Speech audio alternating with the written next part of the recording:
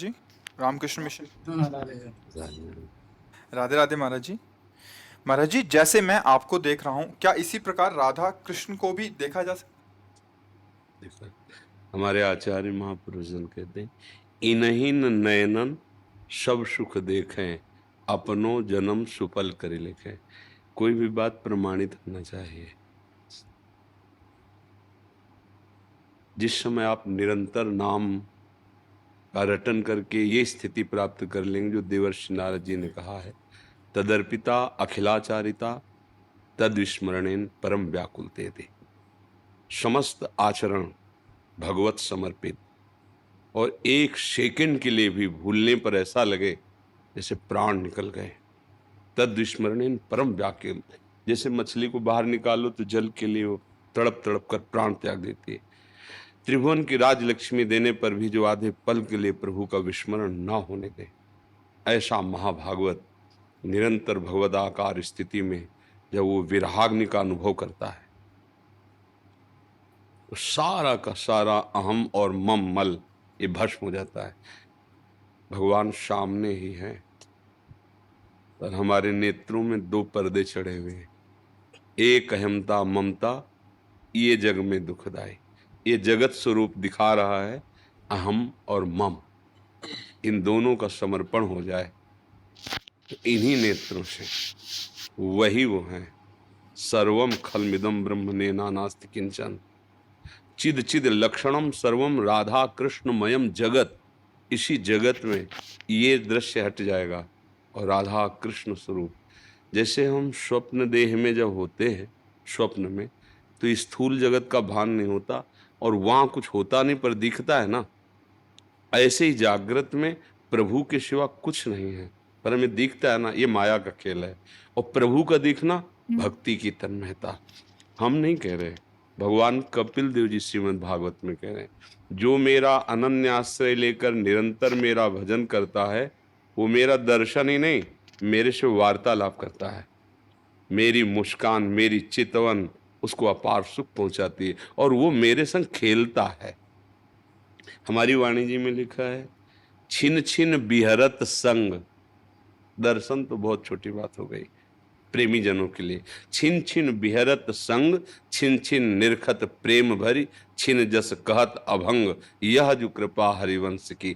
छिन छिन रुदन करंत, छिन गावत आनंद भरी, छिन छिन हर हसंत, यह जो कृपा। वो अपने प्रिया प्रीतम के साथ, जुगल के साथ एक क्षण भी विलग कभी नहीं होता। रही न सकत पल पनकन अंतर, जैसे जलते मीन हो निज सखियन की बलिहारी। नयनन मग होए पान करत दिन, नयनन मग होए पान करत दिन। अभी जैसे हमारी नेत्रेंद्रिय ऐसे है, वो अंदर का चिंतन गाढ़ हो जाए तो बाहर का दृश्य गायब हो जाएगा। अभी लौकिक बात में वो आप जो चिंतन कर रहे हो आप वहां होंगे, वो रूप होगा, वो चिंतन होगा। जैसे आपको कोई प्रिय मित्र है और उसने कहा कि मैं भी साथ चलूंगा और वो आ नहीं पाया, आप यहाँ वार्ता में सुख ले रहे हैं, अचानक उसकी याद आई, यहाँ का दृश्य देखते हुए भी आप यहाँ नहीं हैं, आप वहीं होते, काश अगर वो विघ्न न पड़ता और मेरे साथ आता, इस आप डूब गए आप उसमें, तो ये दृश्य गायब हो गया। आप यहीं बैठे, यही कान है पर आपकी श्रवणेन्द्रीय मन सहित कहीं और लग जाए तो नहीं सुनाई देगा आपको, वही दृश्य दिखाई देगा पर वो असत है नहीं। और ये हैं, जब इनमें ऐसा गाढ़ चिंतन हो जाए कि इनके सिवा कुछ और एक भी वृत्ति न रह जाए और ऐसी व्याकुलता कि अब जिया नहीं जा रहा, तो उसी समय वो प्रकट हो जाते हैं। तो उनके प्रकट होने के पहले ही हमारे नेत्रों में प्रकाश आ जाता है। जैसे सूर्य के प्रकट होते ही, मान लो अभी सूर्य प्रकट तो नहीं है पर अंधकार कहीं नहीं देखो, और होते ही दिव्य प्रकाश आ जाता है। ऐसे भगवान जिसको साक्षात्कार कराना चाहते हैं तो ये मायामल का नाश हो जाता है इन्हीं नेत्रों में। और यही नेत्र दिव्य नेत्रों से प्रकाश है। जैसे अर्जुन को विराट रूप के लिए दिव्य दृष्टि दी तो माथे में नेत्र थोड़ी प्रकट हो गए, उन्हीं नेत्रों में पावर आ गया और देख पाए। ऐसे ही निरख नयन हरिवंश, इन्हीं नेत्रों में प्रेम। अब ये मायामल जो त्रिगुणात्मिका माया का दर्शन कर रहे थे, स्त्री पुरुष जड़ चैतन्य, अच्छा गंदा, ये सब ये खत्म हो गया। अब उसकी दृष्टि में प्रिया प्रीतम दिखाई दे रहे, केवल प्रिया प्रीतम दे। चिद चिद लक्षणम सर्वम राधा कृष्णमयम जगत, सर्वम शब्द है। ना उसे जड़ दिखाई दे रहा, न चैतन्य। एक नरहरिदास के महापुरुष हुए हैं, प्रेमी महाभागवत, तो वो कहे हैं, जाको मनमोहन दृष्टि पर सो तो भयो सावन को आंधरो, सूझे रंग हरे ही हरे, जाको मनमोहन दृष्टि पर। जड़ चैतन्य कछु नहीं दिखत, जित दिखत तित श्याम खड़े, बिहुहल बिकल संभार न तन की, घूमत नैना रूप भरे। घूमत नैना रूप भरे, करनी अकरनी दो विध भूले, विध निषेध सब रहे धरे, नरहरिदास ते भय बावरे, जे आप प्रेम प्रवाह परे, केवल प्रिया प्रीतम। पर बस बात यही है, अहम का लय हो जाना और निरंतर भगवदाकार वृत्ति होना, निरंतर भजन, तब भगवत साक्षात्कार होता है। और भगवान चाहें तो अभी प्रकट हो जाए, उनके लिए नियम नहीं, हमारे लिए उनकी प्राप्ति के लिए नियम है, लेकिन उनके लिए न जाने कौन से गुण पर दयानिधि कब रीच कर साक्षात्कार करा दे। वही हैं ये कि वो हमारे सामने हम तुम जैसे बैठे हैं, इसमें बहुत दूरी है, वो इतना नजदीक प्रकट होते हैं, वो इतना कि वाणी की सामर्थ्य नहीं कि उनके प्रेम की बात कोई कह सके, नहीं तो जिया नहीं जा सकता। प्रभु जैसा कृपालु, प्रभु जैसा करुणा में, और प्रभु जैसा नजदीक और प्रभु जैसा प्यार करने वाला कोई है ही नहीं, कोई दूसरा है ही नहीं। ये हम छाती की बात कहते हैं, हाँ, वो सब कहने सुनने में बहुत हल्की बात हो जाती है, जैसे ना हृदय का प्रेम कहे तो बहुत हल्का हो जाता है। ये दिव्य वृंदावन धाम, कई बार ऐसे यहाँ महापुरुषों को अनुभूतियाँ होती है, गलबे यहाँ दिए प्रिया प्रीतम। अब वो कोई शब्दों से तो ये उसका कैसे उसका वर्णन करे। हाँ, इस रज का सेवन करे, रसिकों की पद्धति के अनुसार चित्त को प्रिया प्रीतम में निरंतर समर्पित करे, तो निकष कुंज ठाढ़े भय, भुजा परस्पर अंश, श्री राधा वल्लभ मुख कमल, निरख नयन हरिवंश। इन्हीं नेत्रों से देखो, इन्हें नयनन शब्द पर पहले त्रिगुणात्मिका माया के पर्दे का ऑपरेशन हो, गुरु कृपा से पहले नेत्र परिवर्तन हो, इनके ऊपर जो पर्दा चढ़ा है, मैं मोर तय तोर अच्छा बुरा, इसका पहले नाश हो भजन के प्रभाव से, फिर आएगा। आप समझे? महाराज जी, अगला इनका प्रश्न है, जी। सभी प्राणियों में भगवत दर्शन कैसे संभव है? मुझे कैसे पता चलेगा कि मैं भगवत प्राप्त हो गया हूँ? एक लौकिक उदाहरण है, जब हम छक जाते हैं, हमें तृप्ति हो जाती है, तो किसी और प्रमाण की जरूरत नहीं होती। ऐसे ही जब हमारे अंदर कोई कामना नहीं, कोई चाह नहीं, किसी भी द्वंद्व का कोई प्रवाह हमारे हृदय में नहीं, ना उसका कोई प्रभाव है ना उसका कोई प्रवाह है, किसी भी विषय के संग में विषय भोगने की इच्छा नहीं है, अपने आप अनुभव हो जाता है कि हमारी स्थिति भगवद आनंद में है। जाने मोरी छाती, उसे दूसरा प्रमाणित नहीं कर सकता, अपना हृदय ही प्रमाणित होता है। पर भगवान के वचनों के अनुसार निर्माण अमोहा, जित संग दोषा, अध्यात्म नित्या, विनिवृत्त कामा, द्वंद्वैर विमुक्ता, सुख दुख संगई, गच्छन्त अमूढ़ा। जो अमूढ़ पुरुष अर्थात ज्ञानी पुरुष, विवेकवान, मान रहित हो गया, मान का कोई प्रभाव नहीं। अपमान का प्रभाव जैसे दुख होता है, ऐसे मान का प्रभाव सुख होता है। जब हमारा मान होता है, अगर हमारे हृदय में गुदगुदी हो रही, तो ये भगवत प्राप्ति में बाधक है। मान त्यागी होना चाहिए।